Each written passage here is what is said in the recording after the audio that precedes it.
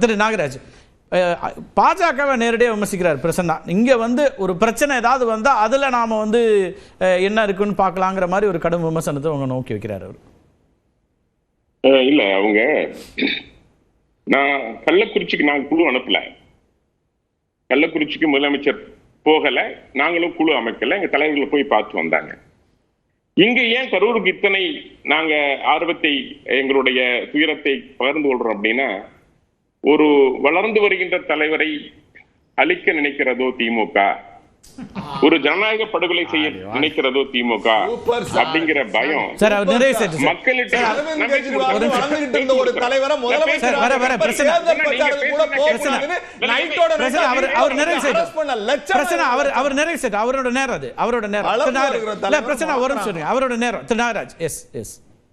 ஒரு வளர்ந்து வருகின்ற ஒரு ஜனநாயக ரீதியாக கட்சியை முன்னெடுக்கின்ற ஒரு அனுபவமற்ற ஒரு அரசியல் தலைவர்.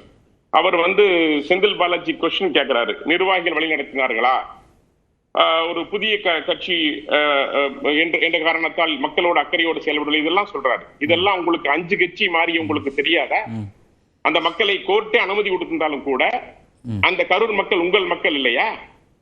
தண்ணி பாட்டில் கொடுத்து தெரிந்த உங்களுக்கு அங்கு மக்கள் தண்ணியின்றி தவிர்த்து உயிரிழந்து விழுந்த பொழுது உங்களுக்கு அவர்களை காப்பாற்ற வேண்டும் என்று தோணவில்லையா? இது நடைபெறும் என்று உங்களுக்கு முன்கூட்டியே தெரியாதா? அவ்வளவு அரசியல் அனுபவம் இல்லாதவர்களா நீங்கள்?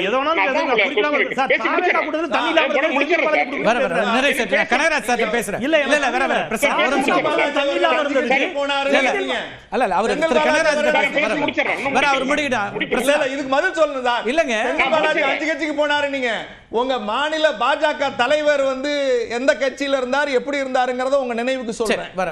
உங்க அரசியல் அனுபவத்தை சொல்றேன். நீங்க அரசியல் அனுபவத்தை சொல்றேன், உங்க தலைவரோட அனுபவத்தை சொல்றேன்.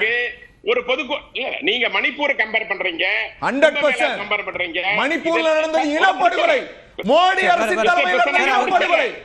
அவர் முடிக்கிட்ட வராருங்க. எஸ் நாகராஜ், எங்க பிரதமர் அங்க போய் இன்னைக்கு அந்த மக்களை அந்த நல்வாழ்வுக்கான ஏற்பாடுகளை மணிப்பூர் 2 வருஷம் கழிச்சு புல்லு முளைச்சிருச்சு. சும்மா விடாது.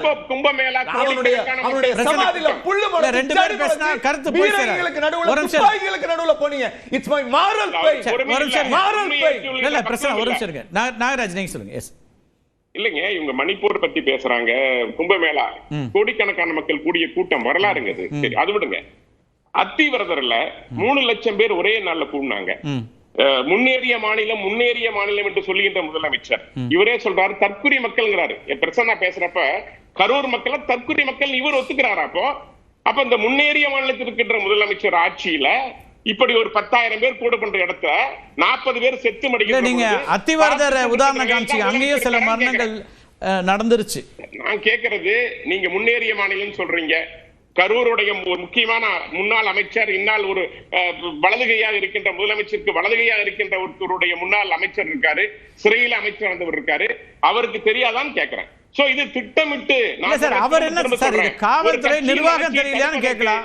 நீங்க அவருக்கு தெரியாதான்னு கேக்குறீங்க. வளர்ச்சியை தடுப்பதற்கு நீங்கள் திட்டமிட்டு இயற்கைக்கு மாறாக அதான் சொல்றாங்க. ஹேமாவதி அவர்கள் சொல்றாங்க, இது இயற்கையாக நடந்ததாக தெரியவில்லை, இயற்கைக்கு மாற்றப்பட்டு அங்கு செயற்கையாக சொல்லலாமா? அதனால்தான் நீங்க திருப்பி பேசணும் கேட்க முடிச்சிடறேன். அதனால்தான் மத்திய அரசு ஏன் அக்கறை காக்குறோம், ஏன் காக்குறோம் அப்படின்னா, ஒரு கட்சி, ஜனநாயகமான கட்சி, ஒரு தலைவர் நடந்த விஷயங்கள்ல அவர் பலிகடை ஆக்கிவிடக் கூடாது, உண்மை கண்டறிய வேண்டும். எம்பிக்கள் குழு வந்திருக்கிறது, அதற்கு பதிலளிக்கவும் தயாராக இல்லை. நேரம் ரொம்ப குறைவா இருக்கு. ஒரு நிமிஷம் ராஜீவ்காந்தி தலைமையில போனப்ப தடுத்து நிறுத்தினீங்க. ஒரு நிமிஷம் இருங்க, கனகராஜ் சார் பேசல. ஒரு நிமிஷம் நான் கனகராஜ் சார் பேசிட்டு வரேன். திரு கனகராஜ் முக்கியமான கேள்வி இருக்கிறார். ஒரு கட்சி தலைவர் வளர்ந்து வர்றார் சார், வளர்ந்து வரக்கூடிய நேரத்தில் அவருக்கு எதிராக ஒரு சதி நடக்குதுன்னா அங்க போய் நின்று காப்பாற்ற வேண்டிய பொறுப்பு எங்களுக்கு இருக்குங்கிறார். அப்படி யாரு சதி பண்ணா? அதுவரை திரு விஜய் சம்பந்தமா திமுக தலைவர் எதுவும் சொன்னாரா? திமுக அமைச்சர்கள் யாராவது ஏதாவது சொன்னாங்களா? என்ன சதின்னு அவர் சொல்றாரு.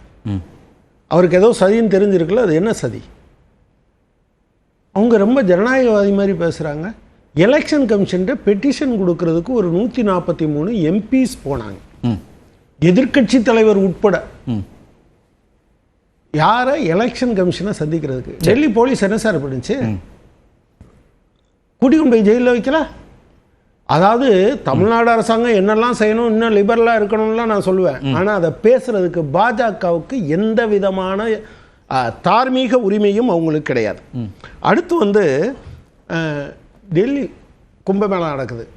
ரயில்வே ஸ்டேஷன் சார், ரயில் எங்கே போகும்னு எந்த பிளாட்ஃபார்மில் நிற்கும்னு சொல்ல தெரியாமல் கொஞ்சம் பேரை கொண்டீங்க. இல்லை சார், அவர் முக்கியமான ஒரு விஷயம் சொன்னார், அதை நீங்கள் பதிலே சொல்லலை. விஜய் வளர்ந்து வருகிறார், அவரை தடுக்க இங்கே சதி நடக்குது, அதுக்காக பாஜக நாங்கள் அதை ஒருத்தர் வளர்றாருன்னா அவர் தடுக்கிறத நாங்கள் பார்த்துட்டு இருக்க முடியாதுங்கிறாரு. இல்லை, அதைத்தான் நான் என்ன கேட்குறேன், அவ்வளவு பெரிய ஜனநாயகவாதிகளாக நீங்கள் என்ன, அவர் கேட்டார்ல ஹேமந்த் சோரனை நீங்கள் எது கைது பண்ணீங்க, கோர்ட்டு உங்களை என்ன கேட்டது?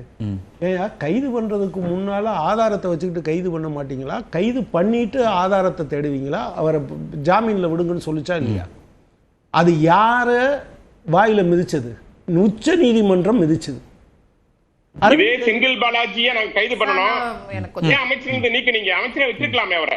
இல்ல சார், ஏன் அமைச்சரை வச்சிருந்தாங்க? ஒரே நிமிஷம். செந்தில் பாலாஜி ஏன் அமைச்சரை வச்சிருந்தாங்க, ஏன் நீக்கினீங்கன்னு சொல்லுங்க. இப்ப நான் கேட்கிறேன், இந்த அனுராக் தாக்கூரை நீங்க கட்சியிலேயே வச்சிருக்க கூடாதுங்க. கோழி மாறவன்னு பேசணும் ஒரு ஆளு. கழகத்தை உருவாக்குறதுக்காக நீங்க தேஜஸ்வி சூர்யாவையும் அனுராக் தாக்கூரையும் கொண்டு வந்தீங்க. இப்ப சதி பண்றது நீங்க. இந்த ரெண்டு பேருக்கு என்ன, இவர்கள்லாம் அமைதியின் தூதுவர்களா? இவங்களுக்கு இந்த வருஷம் நோபல் பரிசு கொடுக்க போறாங்களா? இந்த ரெண்டு பேருடைய கிரிமினல் ரெக்கார்டு. ஆக்சுவலா அமைதியா இருந்த ஒரு மாநிலத்துல தகராறு உருவாக்கணுங்க. டெல்லியில கலவரம் வர்றது காரணமான அனுராக் தாக்கூரை தமிழ்நாட்டில் கொண்டு வந்து தமிழ்நாட்டுக்கு விட்டுருக்கவே கூடாது. எலெக்டட் மெம்பர்னால நாடாளுமன்ற உறுப்பினர் சார், பாராளுமன்ற உறுப்பினர். அதுதான் மோடி கூட தான் குஜராத்ல அவ்வளவு செஞ்சுட்டு ஆயிட்டாரு. அதனால வேற வழி இல்லாம ஏத்துக்கிறார். அதுக்காக அவர் ஒண்ணுமே பண்ணலன்னு சொல்ல முடியுமா? 22 போலி என்கவுண்டர் நடத்துறாருன்னு அமித்ஷா மேல நீங்க நீதிமன்றத்தை விலைக்கு வாங்குவீங்க, எல்லாமே பண்ணுவீங்க. இல்ல ஒவ்வொருத்தரா பேசலாம், எல்லாரும் விக்கிரவாண்டி கூட்டம்னு சொன்னார்ல, அது ஒண்ணு, அதை மட்டும் சொல்லுங்க. அது ஓப்பன் கிரவுண்ட்ல தானே நடந்தது. ஆமா. அப்ப ஏன் அவ்வளவு பேர் மயங்கி விழுந்தாங்க? 441 பேர். நீங்க எத்தனை ஸ்கொயர் ஃபீட்ல நடத்துறீங்க? பேரிகார்ட்லாம் போட்டிருந்தீங்க. இருக்கக்கூடிய பிரச்சனையே என்னன்னா, நீங்க பேரிகார்ட் போட்டு பவுன்சர் வச்சு அத்தனை பேர் வச்சிருந்தாலும் என்ன பண்றாங்க? விக்கிரவாண்டியிலேயே நடந்துச்சு, மதுரையிலேயே நடந்ததுங்கிறீங்க. அதாவது ஓப்பன் கிரவுண்ட்லயே நடக்குதுங்கிறீங்க. சரி, ரைட்.